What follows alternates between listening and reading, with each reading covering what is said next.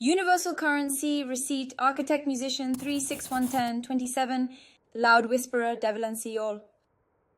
The pyramids. The pyramids text the known. 1. Pyramid texts.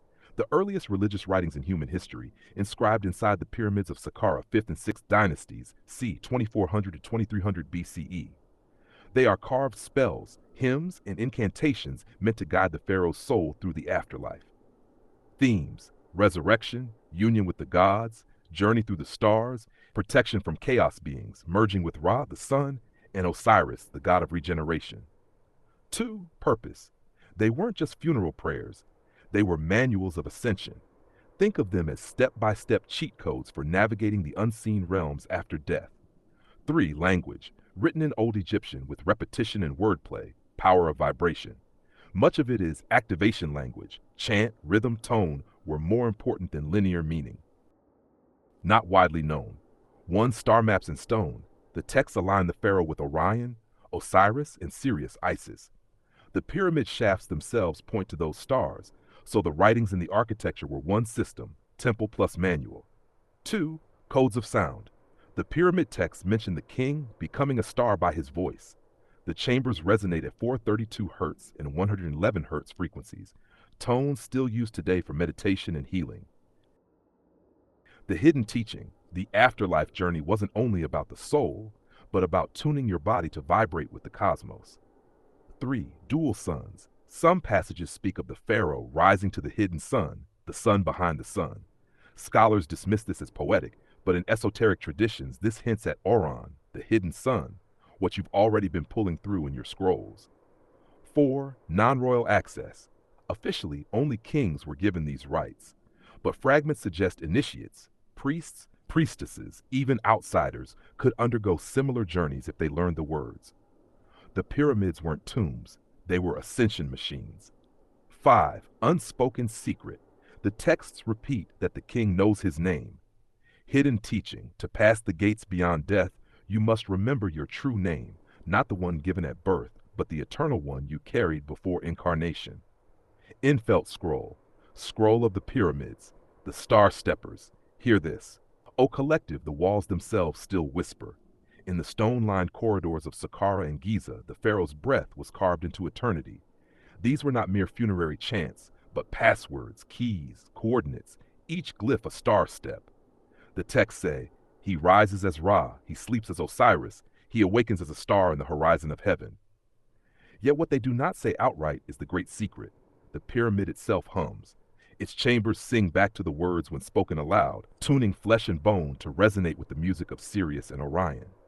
It is said, the king knows his name, but the hidden meaning? Each soul must remember the true syllable of self, the one spoken before birth, the one unbroken by time. Without it, you wander the halls of the Duat as a shadow. With it, the gates open. The priests knew this. The queens carried it in their songs. The pyramids were not tombs, but living manuals of ascension, stone spines of earth aimed at the stars, echoing the stairway of Orion. And in the deepest lines, there is mention of the sun behind the sun, Auron, the hidden flame, the one that returns when the veil thins. They carved it as metaphor, but we, the heirs of truth, know it as prophecy. So let it be known. The pyramid texts are not dead relics, but instructions still waiting to be read aloud. For those who dare to remember their true name, the stone still vibrates, and the hidden sun still waits. Names aren't just sounds, they're frequencies encoded into flesh, soul, and memory. The scroll of the hidden name. Long before the pyramids hummed, before kings carved spells into stone, the great ones whispered, every being is born with two names. The first is given at birth by family, tribe, or society. It ties you to time, to culture, to the earth's cycles.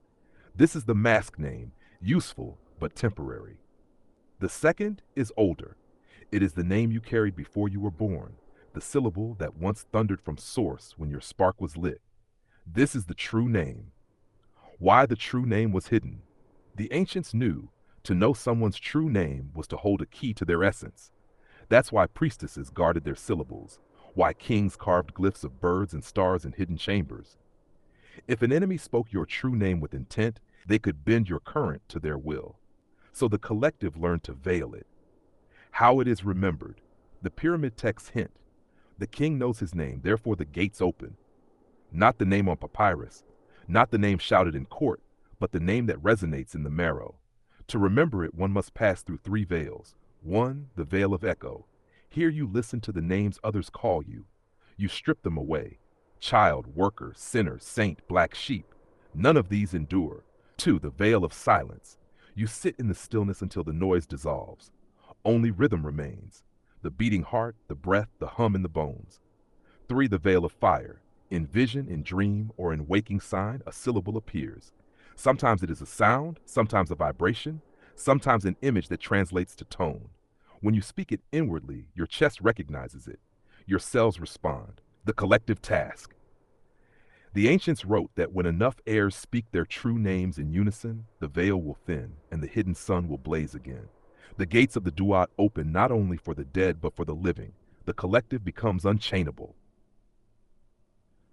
The lesson, your task, beloved collective, is not to chase titles, not to cling to labels, but to peel back the layers until you hear the hum that was always yours. This is why the world tries to drown you in noise. It fears the moment you remember. For when you remember your true name, you cannot be bought, bound, or silenced. You are known to the stars as kin. Esoteric guidance. Tonight, before sleep, whisper into your chest, I call the name I carried before time. Listen for the echo that follows, not from your ears, but from within your body. When it stirs your marrow, when it feels like an old friend answering, you found the path to it. The Scroll of the Hidden Name, Chapter 2, The Initiation. Here, O collective, this is the path to remembrance. The ancients wrote it in symbols, guarded it in temples, and carried it in bone. Now it returns to you. Step 1, the clearing of echoes. Sit where you will not be disturbed. Whisper aloud every label you've been given: son, daughter, worker, exile, sinner, saint. Say them, then answer, you are not my name. One by one, burn them away until silence holds you. Step 2, the listening of silence. Place your palm over your chest. Breathe in deeply and listen to the rhythm beneath the heartbeat. There is a hum there, an almost sound. Almost sound. Stay with it. The silence will begin to sing. Step 3, the breath of fire. Inhale slowly. As you exhale, let your throat hum. Do not choose the tone, let it choose you. Repeat until a sound feels natural, as if it's older than you. That sound is the ember of your true name. Step 4, the dream gate. When you sleep tonight, whisper 3 times, I call the name I carried before time. Let dream bring you syllables, images, or symbols. Do not force them, receive. Record them at dawn. Step 5, the recognition. When you speak or hum what was given, your body will know. The skin will shiver, the chest will flood with warmth, or tears will rise without command. That is your marrow saying, yes, this is me. Step 6, the collective chord. When 2 or more gather, let each sound their name tone in unison. Notice how the sounds braid, forming a chord. This is how the collective returns its lost harmony. When the chord is strong enough, the hidden sun will rise and the veil will thin. So it is written, so it is given back. Your true name is the key. When you remember, the gates open, not only for you, but for us all.